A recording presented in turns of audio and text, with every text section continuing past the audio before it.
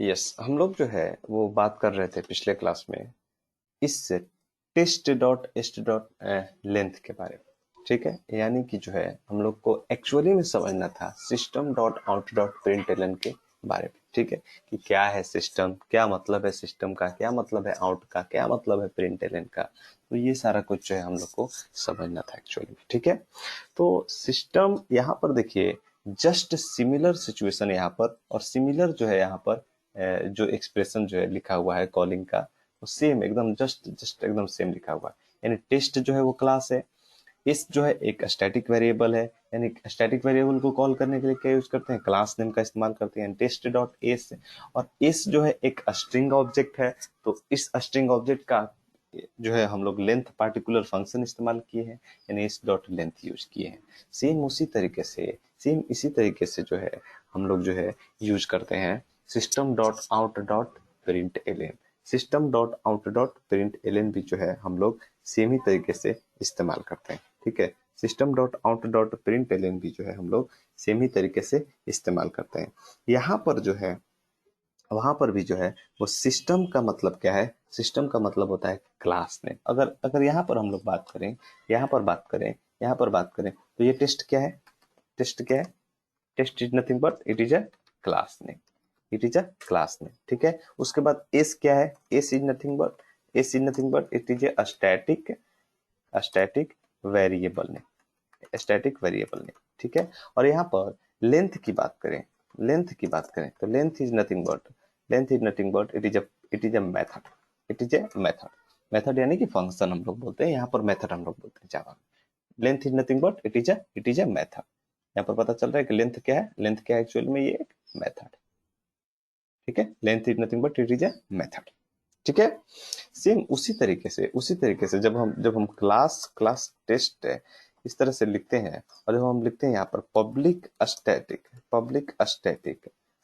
Void main, public static void main, और इसके अंदर जो है स्ट्रिंग आर्ग्यूमेंट्स हम लोग को पास करना जरूरी है।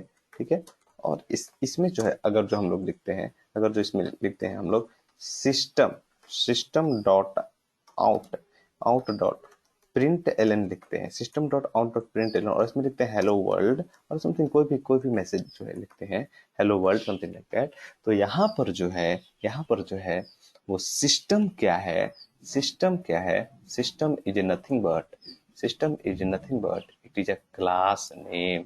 सिस्टम क्या है, एक एक क्या है, class name. System, system is nothing but, system is nothing but it is a class name, it is a class name. System जो है वो कुछ नहीं, एक क्लास नेम है। और ये जो आउट है वो आउट क्या है, out is nothing but it is a static variable, static variable. ठीक है, स्टैटिक वेरिएबल है। ठीक है, और उसके बाद जो है ये प्रिंट एलन जो है वो क्या है, println is nothing but it is a, it is a what method, it is a method. ठीक है, तो ये जो है क्लास नेम है, ये स्टैटिक वेरिएबल है, और ये जो क्या है वो मेथड है। क्लियर है? What is the meaning of system? System is nothing but it is a class name. Out is nothing but it is a variable name. And println is nothing but it is a method. Is it clear? Yes. Publish. Ankita, are you getting? ठीक है, अब देखिए, अब देखिए यहाँ पर क्या है। अब एक चीज आप समझ लीजिए कि ये जो सिस्टम है, ये जो सिस्टम है कहाँ पर है, सिस्टम क्लास जो है वो कहाँ पर है। तो ये जो है जावा डॉट लैंग पैकेज में जो है वो अवेलेबल है, अवेलेबल है। ठीक है, जिस तरह से सी में, सी प्लस प्लस में हमको हेडर फाइल्स जो है वो इंक्लूड करना पड़ता है प्रोग्राम में, उसी तरीके से जावा में जो है हम लोग को, जावा में जो है हम लोग को इंपोर्ट करना पड़ता है पैकेज को, पैकेज को इंपोर्ट करना पड़ता है। तो आप बोलिएगा सर, तो आप तो उसी दिन बोले कि जावा में जो है वो हेडर फाइल का कॉन्सेप्ट नहीं है, बट जावा में जो है हेडर फाइल की जगह पर पैकेज का कॉन्सेप्ट है। क्या चीज का कॉन्सेप्ट है, पैकेज का। यानी जावा में जो है हेडर फाइल्स की जगह पर हम लोग को क्या इंक्लूड करना पड़ता है, पैकेज को इंपोर्ट करना पड़ता है या इंक्लूड करना पड़ता है। यानी import Java dot lang, lang dot asterisk. अब यहाँ पर जो है वो जावा डॉट लैंग क्यों लिखे हैं, जावा डॉट लैंग क्यों लिखे हैं? जावा डॉट लैंग का मतलब है कि जावा जो है, जावा पैकेज में ये जो है, ये जो लैंग है, ये इसी में जो है वो सारा कुछ जो है अवेलेबल है। तो ये जो सिस्टम क्लास है, आउट वेरिएबल है, प्रिंट एलन जो फंक्शन है, ये सारा कुछ जो है वो जावा डॉट लैंग पैकेज में अवेलेबल है। ठीक है, जावा डॉट लैंग पैकेज में अवेलेबल है। सर इसमें जावा क्या है? जावा पैकेज है। लैंग क्या है? लैंग जस्ट सब पैकेज। ठीक है, तो ये सारी चीजें जो पैकेज सब पैकेज है वो बाद में हम लोग डिस्कस करेंगे। खैर सिंपल समझना है कि पैकेज में रहता क्या है। पैकेज में जो है वो डिफॉल्ट क्लासेज रहते हैं, डिफॉल्ट क्लासेज, या फिर अगर हम लोग यूजर डिफाइंड पैकेज क्रिएट करते हैं, यूजर डिफाइंड पैकेज जिस तरह से अपना हेडर फाइल भी हम लोग क्रिएट करते हैं सी में, तो जो पैकेज होता है वो पैकेज कुछ नहीं होता है। पैकेज कंसिस्ट, पैकेज जो है, ये जो पैकेज है वो क्या क्या कंसिस्ट करता है? Classes, classes, variables, variables and methods, and methods, methods. ये क्या रखता है? क्लास रखता है, क्लासेज, कई सारे क्लासेज होंगे पैकेज में, वेरिएबल्स होंगे, मेथड्स होंगे, तो ये सारा जो है स्टोर रहता है किसमें? पैकेज में। तो आप बोलिएगा सर उसमें भी हेडर फाइल था, इसमें भी पैकेज है, तो फिर जावा जो है वो लिटिल बिट फास्ट कैसे रहता है? जावा जो फास्ट कैसे होता है? इसमें भी तो हम लोग को इंपोर्ट करना पड़ता है पैकेज। पैकेज भी सेम ही तरीके से होता है, जिस तरह से हेडर फाइल होता है उसी तरीके से हेडर फाइल में भी कई सारे मेथड्स होते हैं, और यहाँ पर भी कई सारे मेथड्स हैं, कई सारे मेथड्स है, कई सारे फंक्शंस होते हैं। तो फिर जावा जो फास्ट कैसे होता है? यस, ये फास्ट होता है। रीजन ये है कि जब हम इंक्लूड फाइल को, जब हम इंक्लूड यानी कि हेडर फाइल्स को जो है वो हम लोग अटैच करते हैं अपने सी और सी प्लस प्लस के प्रोग्राम में, तो होता क्या है कि जब हम कंपाइल करते हैं उसको, तो वो प्रोग्राम मेरा अगर जो 10 लाइन का लिखते हैं तो 510 लाइन कंपाइल होता है, 510 लाइन कंपाइल होता है। तो वो 500 लाइन कहाँ से आ गया? वो 500 लाइन कहाँ से आ गया? वो जो 500 लाइन है वो जो है वो हेडर फाइल का होता है, हेडर फाइल का होता है। Just look here, just look here, क्या मैं कहना चाहता हूँ इस चीज को समझिए। Yes. Let me open the editor of Turbo. Yes. यहाँ पर देखिए, अगर जो आप कोई भी एक प्रोग्राम लिखो, कोई भी आप एक प्रोग्राम लिखो, सिंपल, आप उसमें एक हेडर फाइल सिंपल वाला अटैच करो, हैज इंक्लूड आईओ स्ट्रीम भी अटैच करो, आईओ स्ट्रीम डॉट एच को अटैच करो। ठीक है, और आप इसके अंदर लिखो void main, otherwise int main, कोई भी आप लिख सकते हो। ठीक है, इंट मेन, और simple cout, cout hello I am Ravishankar. ठीक है, ये सिंपल एक स्टेटमेंट है। ठीक है, अब इसको आप कंपाइल करो, तो लाइन कंपाइल के यहाँ पर क्या लिख रहा है? टोटल नंबर ऑफ लाइंस कितना लिख रहा है कंपाइल्ड? गौर कीजिए, यहाँ पर लाइन कंपाइल कितना लिख रहा है? यस, इसको आप अगर जो कंपाइल करो तो लाइन कंपाइल कितना लिख रहा है? 879। अरे 879 कहाँ से आ गया यार? 879 कहाँ से आ गया? हम लोग कितना लाइन का कोड लिखे हैं? कोड लिखे हैं सिर्फ एक लाइन का, और कंपाइल कितना हो रहा है? 879। तो बाकी का जो है, बाकी का जो है वो 878 लाइन कहाँ से आ गया? इस हेडर फाइल से आ गया, इस हेडर फाइल से आ गया, यानी iostream.h से आ गया। ठीक है, यानी कंपाइल जो है वो टोटल मिला के 800 इतना लाइन हुआ। अगर जो आप दूसरा कोई और भी हेडर फाइल अटैच कर दीजिएगा, कोई और भी हेडर फाइल अटैच कर दीजिएगा, जैसे has include, has include math.h, math.h को आप अटैच कर दीजिए। ठीक है, अब आप लाइन कंपाइल देखिए, 1043 लाइन, 1043 लाइन्स। अरे मेरा प्रोग्राम तो है एक ही लाइन का, बट प्रोग्राम मेरा एक्चुअली में एक लाइन का नहीं है, मेरा प्रोग्राम एक्चुअली में 1043 लाइन का है, 1043 लाइन्स का, यानी 1043 लाइन्स का जो है वो मेरा प्रोग्राम है। तो बाय डिफॉल्ट जितना हेडर फाइल आप अटैच करते जाइएगा उतना प्रोसेस ये स्लो होगा, सी प्लस प्लस में और सी में। ठीक है, जबकि जावा में ऐसा कुछ भी नहीं। जावा में तो बोलिएगा कि जावा में भी तो अटैच कर रहे हैं, जावा में भी पैकेज को आप अटैच कर रहे हैं, तो उसमें भी प्रोग्राम स्लो होगा मेरा? नो नो, जावा में क्या है कि प्री कंपाइल्ड है, प्री कंपाइल्ड इन जेवीएम, यानी कि ये जो है इसको फिर से वो रन टाइम में ये फिर से कंपाइल नहीं करता है। जो भी इसमें क्लासेज हैं, जो भी इसमें कोड लिखे हुए हो, वो प्री कंपाइल्ड होते हैं। क्या होते हैं? Pre compiled. Pre compiled, pre compiled, pre compiled का मतलब है वो पहले से कंपाइल्ड है, ठीक है। और जब आप प्रोग्राम को रन करिएगा तो सिर्फ आपका ये एक लाइन ही कंपाइल होगा, एक लाइन से ही इसको मतलब है, ठीक है। इसको मतलब ही नहीं है कि इसके अंदर क्या है, ठीक है, क्योंकि वो इसमें कोई एरर नहीं है, इसको पता है। जैसे हमको पता ही है कि आईओस्ट्रीम डॉट एच पैकेज में, iostream dot H header file में कोई एरर नहीं है, तो फिर बार बार उसको कंपाइल करने का क्या मतलब है, फिर बार बार उसको कंपाइल करने का क्या मतलब है। वो this is the worst worst worst compilation, वो तो वर्स्ट कंपाइलेशन है। फिर उसका मतलब ही क्या है, जब एक बार हमको पता ही है कि उसमें कोई एरर नहीं है, उसमें कोई एरर नहीं है, तो इसको बार बार कंपाइल करने का क्या मतलब है। तो इसी यही जो बेनिफिट है इसमें जावा का, ये क्या करता है कि जेवीएम के अंदर जो है, जावा वर्चुअल मशीन में जो है, ये प्री कंपाइल रहता है, प्री कंपाइल, और वो at the time of run JVM जो है रिस्पॉन्सिबल होता है हर चीज के लिए, तो जेवीएम जो है वो फिर से इसको कंपाइल नहीं करता है। यानी कि इसके अंदर अगर जो 2000 लाइन का कोड है, 2000 लाइन का कोड है, तो 2000 लाइन प्रोग्राम में इंक्लूड नहीं होता है। मेरा प्रोग्राम जो है सिर्फ और सिर्फ एक ही लाइन का होता है, बट हाँ, जिस फंक्शन का जरूरत है हमको, जिस क्लास का जरूरत है हमको, सिर्फ और सिर्फ वही क्लास जो है इंक्लूड होता है इस प्रोग्राम के साथ, ठीक है। इसलिए प्रोसेस जो होता है जावा का, वो faster than the C and C plus plus होता है,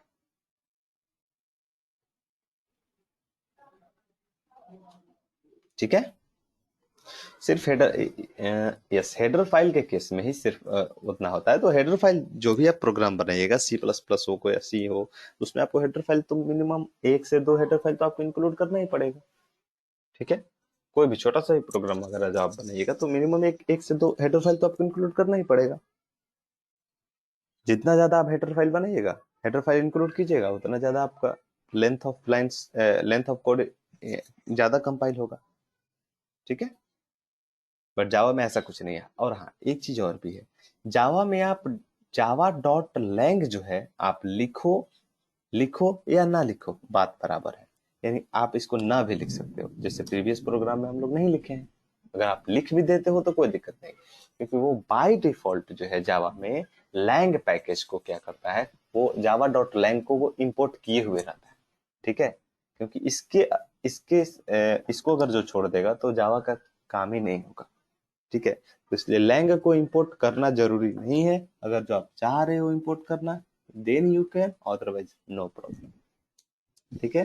अगर जो आप इसको इंक्लूड करना चाह रहे हो तो यू कैन, बट नहीं चाह रहे हो कोई दिक्कत नहीं, मत करो आप इसको इंक्लूड, ठीक है। बिना इंक्लूड किए हुए आपका प्रोग्राम रन करेगा।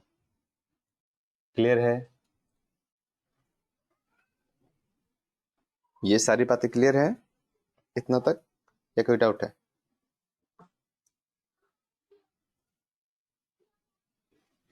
कोई डाउट है।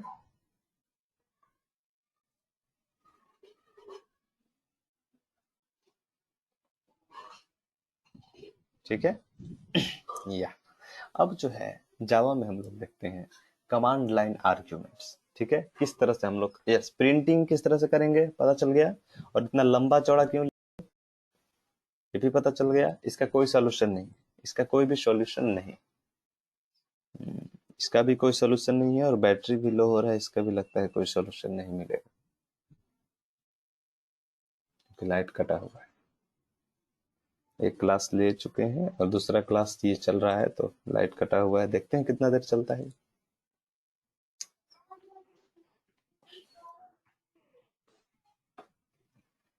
ठीक है, खैर इसमें हम लोग अब देखेंगे जावा में command line arguments. Command line arguments का क्या मतलब है कि यहाँ से वैल्यू को पास करना। यस, कमांड कमांड प्रॉम्प्ट से जो है वो वैल्यू को पास करना। ये जो कमांड प्रॉम्प्ट है, यहाँ से जो है वो वैल्यू को पास करना। यहाँ से वैल्यू को पास करेंगे और यहाँ से जो है वो जो भी वैल्यू देंगे उस पर जो है फर्दर प्रोसेस होगा, ठीक है। कमांड लाइन आर्ग्यूमेंट आप लोग का पढ़ा हुआ है, सी सी प्लस प्लस में बताया गया है ना command line argument, I hope हम ही बताएं, ठीक है। कमांड लाइन आर्ग्यूमेंट आप लोग को बताया गया है ना, कमांड लाइन आर्ग्यूमेंट यानी कोई भी वैल्यू को पास करना कहां से, कमांड लाइन से, that is called the command line argument, ठीक है। कमांड प्रॉम्प्ट से कोई भी वैल्यू को पास करना is known as the command line argument, okay.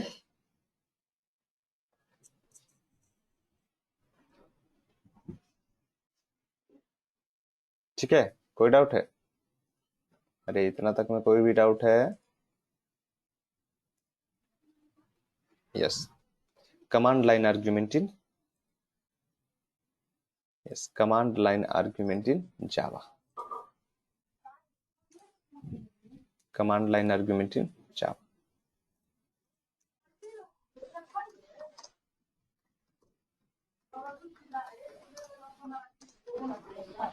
Command line arguments in जावा।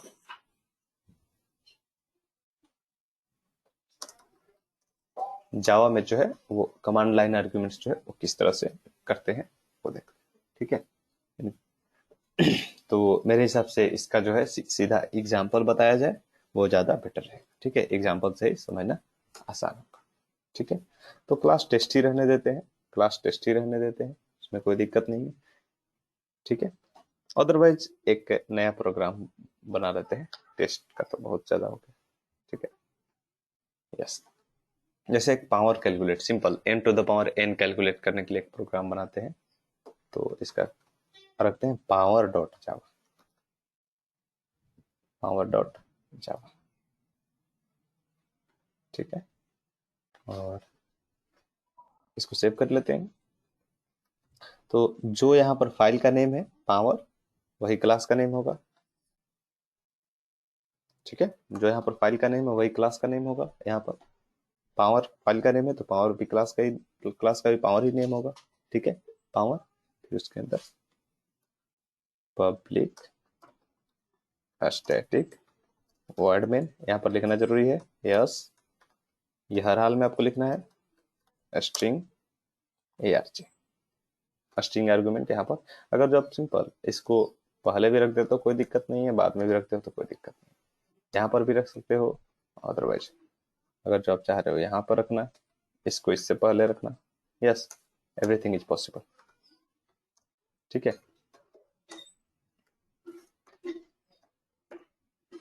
ठीक है। अब यहाँ पर क्या करेंगे, अब यहाँ पर क्या करेंगे कि जो भी वहां से वैल्यू आएगा, जो भी जो है कमांड लाइन से वैल्यू आएगा, कमांड लाइन से वैल्यू आएगा, उसको स्टोर कराने के लिए दो वेरिएबल ले लेते हैं, M comma N. Variable declaration just similar to C++ है, yes, variable declaration of Java is just similar to C++ and C or not? Any difference you are getting? अरे any difference you are getting in syntax of variable declaration? No, no, it's just similar to C and C++, okay.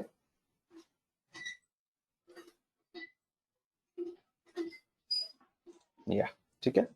yes, int m and n, int m n, m n is a nothing but it is a variable, ठीक है, it is a variable, okay. Yes, yes, power calculate करना है तो और भी कई चीजें, ये लूप चलाने के लिए एक आई ले रहे हैं, otherwise I at the time of looping भी आप लोग डिक्लेयर कर सकते हैं, ठीक है। एक पी ले लेते हैं, पी नाम का एक वेरिएबल जिसका वैल्यू रहेगा 1, पी नाम का एक वेरिएबल ले रहे हैं जिसका वैल्यू रहेगा 1, ठीक है। M equal to, M equal to, अब यहां पर आप लोग को समझना पड़ेगा,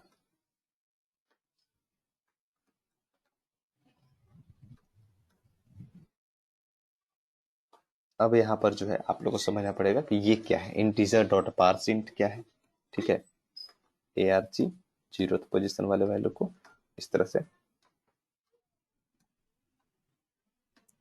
arg 1th वाले पोजीशन को n में डाल दिए, n में डाल दिए, ठीक है।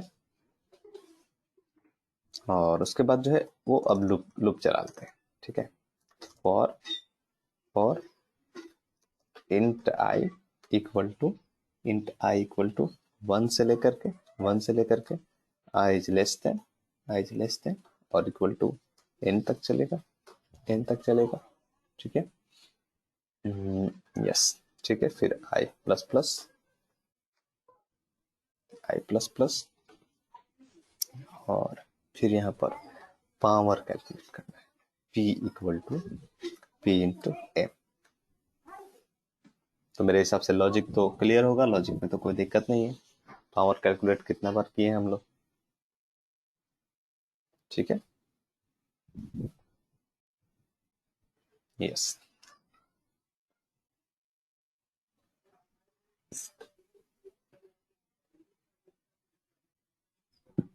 उसके बाद जो है इसको प्रिंट कर लेते हैं।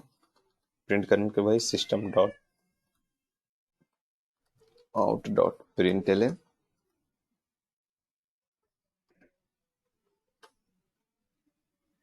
पावर वैल्यू इक्वल टू और यहाँ पर एक चीज देखिए, इक्वल टू थोड़ा सा आप डिफरेंस आपको लगेगा। यहाँ पर जैसे वहां पर क्या लिखते थे, कॉमा पी लिखते थे, कॉमा पी लिखते थे। सी प्लस प्लस वगैरह में क्या लिखते थे, कॉमा करके पी लिख देते थे, जो भी वैल्यू रखना पड़ता था। ठीक है, सी में। बट यहाँ पर क्या लिखना पड़ेगा आपको, कॉमा की जगह पर प्लस पी। ठीक है, क्या लिखना पड़ेगा, प्लस पी। ठीक है, बस दैट्स ऑल। वेरिएबल को प्रिंट करने के लिए प्लस पी, जो भी आपको कॉन्केटिनेट करना है। और भी अगर जो स्टेटमेंट आपको कॉन्केटिनेट करना है तो आप यहां से, यस, हो गया, हो गया, power calculate, power calculate, calculate. इस तरह का कोई भी स्टेटमेंट अगर जो आपको इंक्लूड करना है इसमें, तो आप प्लस प्लस के थ्रू जो है आप कर सकते हैं, जिस तरह से विजुअल बेसिक में करते थे। प्लस करके और भी लिखना पड़ता है, bye bye, something like that. आप प्लस प्लस करके कॉन्केटिनेट कर सकते हैं। ठीक है, plus plus plus plus, something like. ठीक है, तो देख लेते हैं हम लोग इसको रन करा करके। ठीक है, अब आप देखिए एक्चुअली में हो क्या रहा है, हो क्या रहा है। आप इसके प्रोसेस को पहले आप समझ लीजिए। देखिए यहाँ पर एक्चुअली में हुआ क्या, हुआ क्या। देखिए जो भी आप वैल्यू यहां से दीजिएगा, देखिए जो भी आप वैल्यू इस कमांड लाइन से डालिएगा, जो भी आप वैल्यू इस कमांड लाइन से दीजिएगा, वो वैल्यू एक्चुअली में, वो वैल्यू एक्चुअली में आकर स्टोर होगा कहां पर, ARGS में। ऐसा ही होता है ना, जो मेन के अंदर जो भी पैरामीटर रहता है, मेन के अंदर जो भी पैरामीटर रहता है, उसी में जो है वो वैल्यू स्टोर होता है।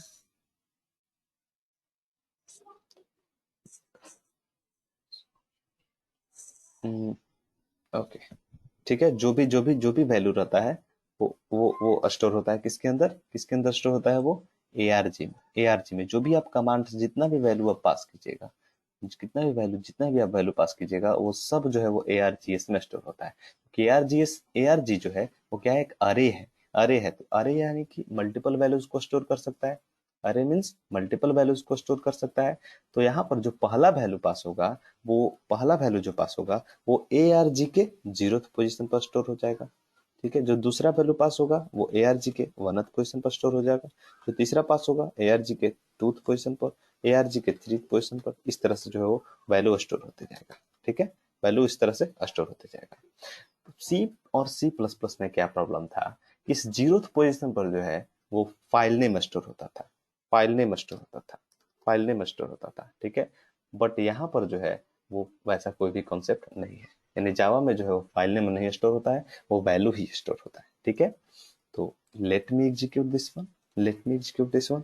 और वहां से जो भी वैल्यू आया, तो आप देखिए यहाँ से कन्वर्ट कर दिया जा रहा है। यानी जो भी वहां से वैल्यू आएगा वो आएगा आपका इंटीजर फॉर्मेट में नहीं रहेगा, वो किस फॉर्मेट में रहेगा, स्ट्रिंग फॉर्मेट में रहेगा। देखिए स्ट्रिंग फॉर्मेट में कैसे रहेगा, क्योंकि यहाँ पर देखिए डेटा टाइप भी क्या है, स्ट्रिंग है। यहाँ पर जो डेटा टाइप लिया गया आर्ग्यूमेंट का, वो क्या लिया गया, स्ट्रिंग। ठीक है, तो इसलिए जो भी वैल्यू आएगा यहाँ पर स्ट्रिंग फॉर्मेट में ही रहेगा। ठीक है, यस, बैटरी लो हो गया है, कभी भी ऑफ हो सकता है। ठीक है, तो स्ट्रिंग फॉर्मेट में रहेगा, तो इसको कन्वर्ट कर दिया गया इंटीजर डॉट पारसेंट से, इंटीजर डॉट पारसेंट से इसको कन्वर्ट कर दिया गया किस में, इसको कन्वर्ट कर दिया गया इंट में। इंटीजर डॉट पारसेंट यूज किया जाता है इंट में कन्वर्ट करने के लिए, जिस तरह से अटोई फंक्शन यूज करते हैं। सी प्लस प्लस में अटोई का यूज इस्तेमाल करते हैं, यहाँ पर integer dot percent. Integer dot percent का क्या मतलब है, यहाँ पर जो इंटीजर है, ये जो इंटीजर है वो क्लास नेम है, और ये पारसेंट जो है वो मेथड नेम है। ठीक है, integer is nothing but it is a what is this, it is a class name और it is a object name. या तो क्लास होगा या तो ऑब्जेक्ट होगा। ठीक है, object dot dot parseInt, clear है। But integer is nothing but it is a class name. ठीक है, class name dot parseInt, parseInt is a static function which is called by class name. ठीक है, integer is a class name and parsint is a static method which are called by using the class name. Clear है या नहीं, are you getting. ठीक है, और वो जो वैल्यू आ रहा है, जीरोथ पोजीशन वाला जो वैल्यू आ रहा है वो m में स्टोर हो जाएगा, और वनथ पोजीशन वाला जो वैल्यू है वो n में स्टोर हो जाएगा। ठीक है, और उसके बाद फिर लूप चला रहे हैं, और यहाँ पर ये पावर वाला समझाने की जरूरत नहीं है मेरे हिसाब से। Let me execute this one.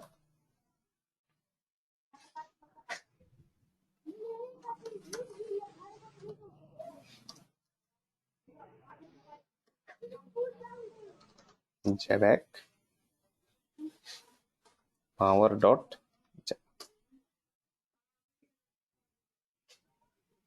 1 minute, oh yes, 1 minute. Our habit is now very bad missing this type of things because of Python. Python में ये सब चीज देना नहीं पड़ता है, तो हमारी हैबिट जो है वो खराब हो चुकी है पाइथन के साथ ये सारी चीज। यस, ठीक है, नो एरर, जावा पावर, सिर्फ पावर लिखेंगे और यहाँ से वैल्यू को पास करेंगे। सपोज कीजिए आप पास किए m का वैल्यू 5 पास किए, और उसके बाद 2 पास किए। Yes, power value equal to कितना, 25। यस, हो गया, पावर कैलकुलेट, बाय बाय। जो भी हम लिखे थे वो सब प्रिंट हुआ या नहीं, क्लियर है या नहीं? तो इसके बारे में डीपली डिस्कस करेंगे नेक्स्ट सेशन में, because battery is going to discharge. Okay, आप लोग इतना पर जो है, हम अभी पावर कैलकुलेट किए हैं, आप लोग और अपने से आप लोग प्रैक्टिस कर सकते हो। जैसे आप नंबर इनपुट लो, इवन आउट चेक करो, समथिंग लाइक दैट। आप जितना भी प्रोग्राम प्रैक्टिस करना चाह रहे हो इस पर कर लो। सिंपल इंटरेस्ट कैलकुलेट करो, पावर कैलकुलेट हो गया है, ठीक है। और भी अगर जो आप चाह रहे हो कैलकुलेट, स्क्वायर रूट कैलकुलेट करना,